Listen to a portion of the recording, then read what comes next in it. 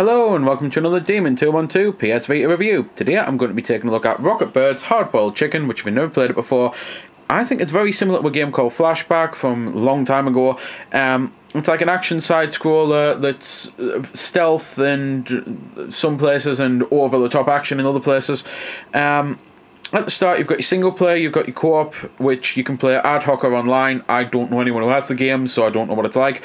All I can say is, though, as a nice little bonus for those who buy the Vita version, who have the PS3 version as well, you get a new character, which I do have said new character. I can view him, but I can't play as him because I don't know anyone who has the game.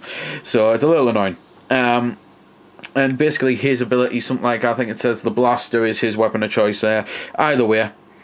You've then got options and extras. Extras, you can view movies, which basically the story cutscenes and that. You can view the credits. You can view some info on RocketBirds 2, which, oh boy, can I not wait for RocketBirds 2. You can go to the PlayStation Store. No idea why yet, unless it's simply to get the DLC, which is the extra character. I don't know if they're planning on adding anything to this. Options, you can tweak your controls a little bit. You can tweak your brightness, music, sound, things like that. For now, though, I'm just simply going to play the campaign mode. You can choose any of the previous chapters that you've unlocked to play as well, or you can just continue on. I have reviewed this game once before, a long time ago on the PS3, and you might have noticed I was a little bit in love with the game. That's because it is a genuinely fantastic game. The developer's done a truly amazing job. The port to the Vita is even better. They've shoehorned some stuff in for Vita-ness, so for example, you can probably see the background there moving. I'll keep my thumb steady, but move the Vita, and it is the background as well as the Vita moving.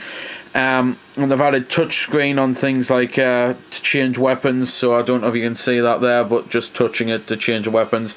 And it's just one of those things. They've added a couple of things for the Vita, obviously, because of that, but nothing's really that impressive, because it obviously wasn't designed on the Vita from the ground up.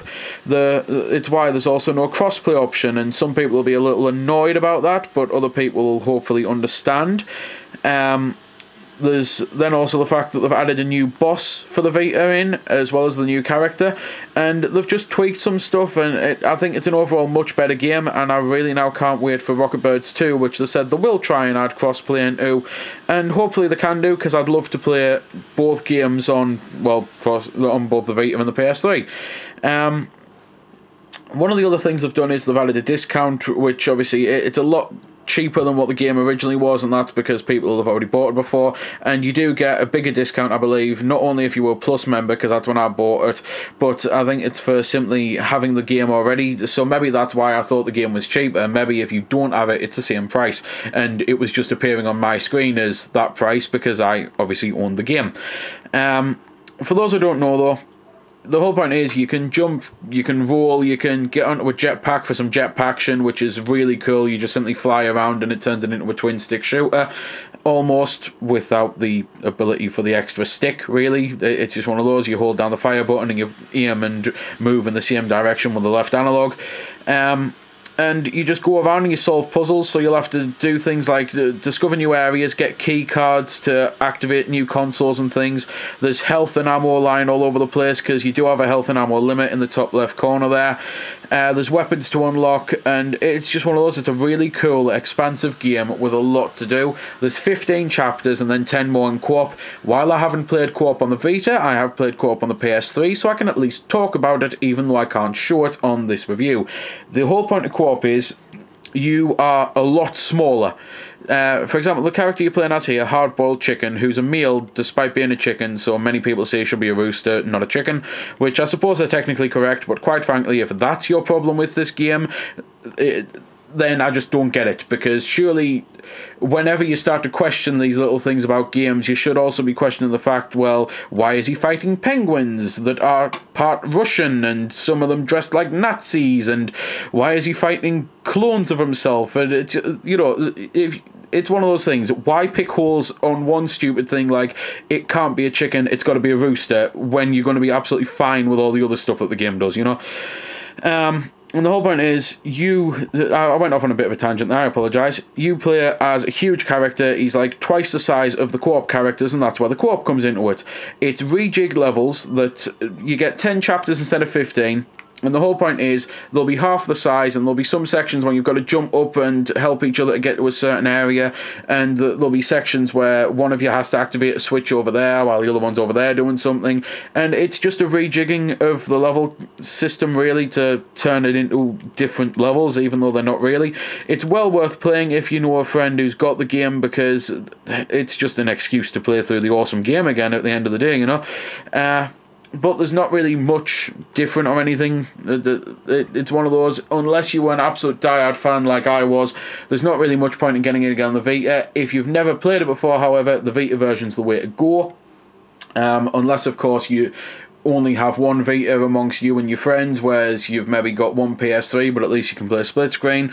Either way, a great dev gets some well-deserved money, and hopefully that'll make for a better product in RocketBirds 2, which will hopefully have cross-player multiplayer as well as cross-player functionality and things like that, because they did say they're going to try and do it. And I hope they do. I also really hope that New World Revolution, the band who they got to do the music, does the music again and releases a new album, because after I actually bought the game, I went out and downloaded the official soundtrack and I listen to it all the time. I absolutely love it. I really do love everything about the game. Graphically, gameplay, music, it's just an all-round package. It's a fantastic title. But that is pretty much all I can say, and I can't let you listen to the music for the reason that I can't see on any handheld vid, because it'd be a nightmare with where the speakers are positioned and that. So all I can say is, if you used to like action, espionage style games like Flashback, and if you played anything like Mark of the Ninja and things like that, it's well worth looking into this, because I think this is probably the best one to come out in a long time. And I'm glad that I'm getting a second reason to play through it again, because I'd already beat it to death on the PS3 and got all the trophies that I was able to get, so being able to play it again on the Vita and have another reason for playing it, it's really nice. I'm glad that I've got that. Bring on RocketBirds 2 though. So there we go then. That's been the review. I hope you found it helpful. I don't score the games because that's based purely on opinion, so instead I'll leave you to make your own mind up. So thanks for watching, and if you've got any questions about the game that I didn't answer in the vid or that hasn't been answered in the comments, then feel free to ask and I'll help if I can. Also, if you did find it helpful, don't forget to check out my channel, because there's plenty more like this up there, and don't forget to subscribe because there'll be plenty more to come as well. So until next time, this has been Demon212, signing off.